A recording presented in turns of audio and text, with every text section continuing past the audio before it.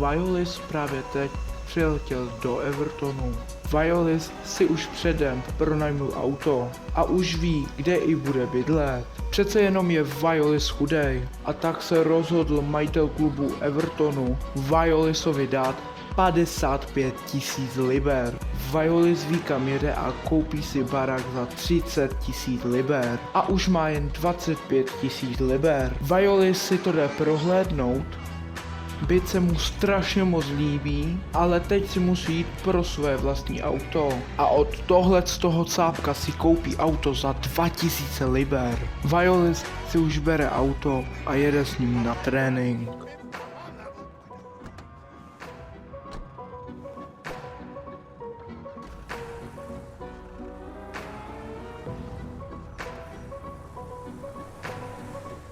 Violis už vidí stadion a strašně moc se těší na svůj první trénink v Evertonu.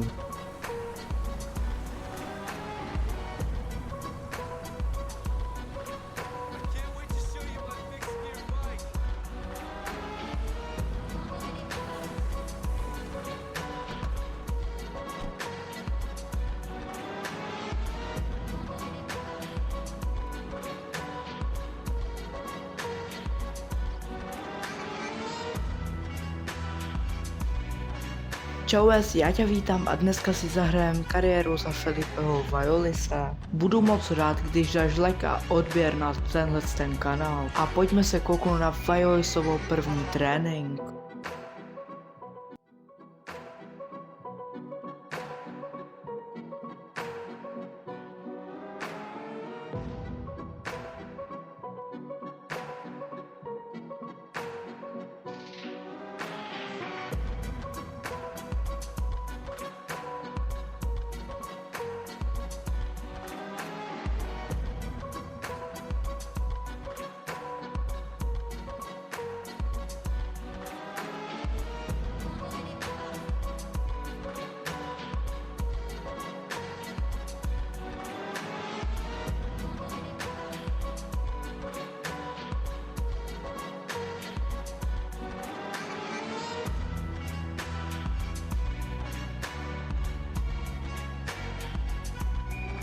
Violis po první trénink předvedl neskutečný výkon a tak se pojede domů vyspat.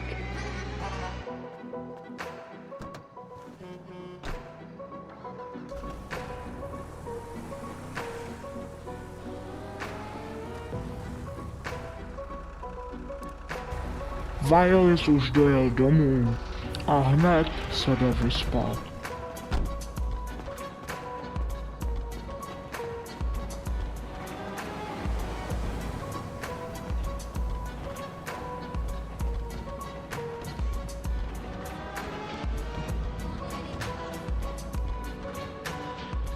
Violis se vyspal a jde hned na dnešní fotbalový zápas. Violis doufá, že nastoupí do dnešního zápasu.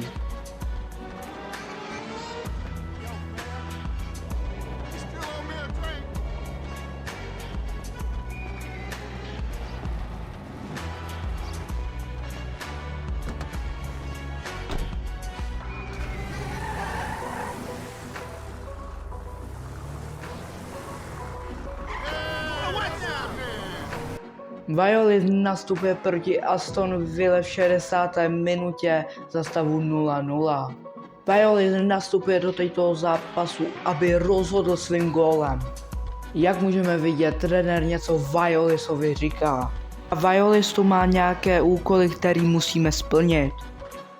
Violis si jde pro svůj první gól, střílí, ale nedává. Tohle to měl být sakra gól. Krásná přihrávka na Violise, Violis, je tam skoro sám, Violis, střílí, gól. Violis dává svůj první gól proti Aston Ville. A na to, že je to Violisovou první zápas, tak převedl neskutečný výkon. Kámo, tak pěkný gól, wow.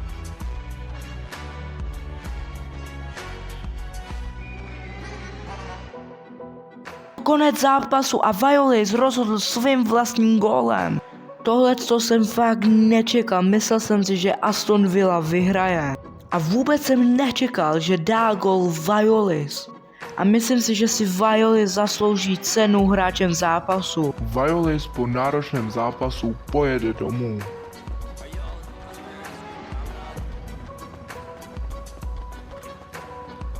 I don't know. I'm broke.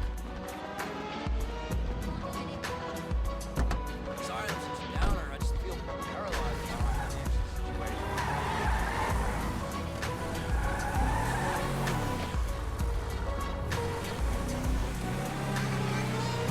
Violis už přijel domů a rozhodl se, že se půjde koukat na televizi.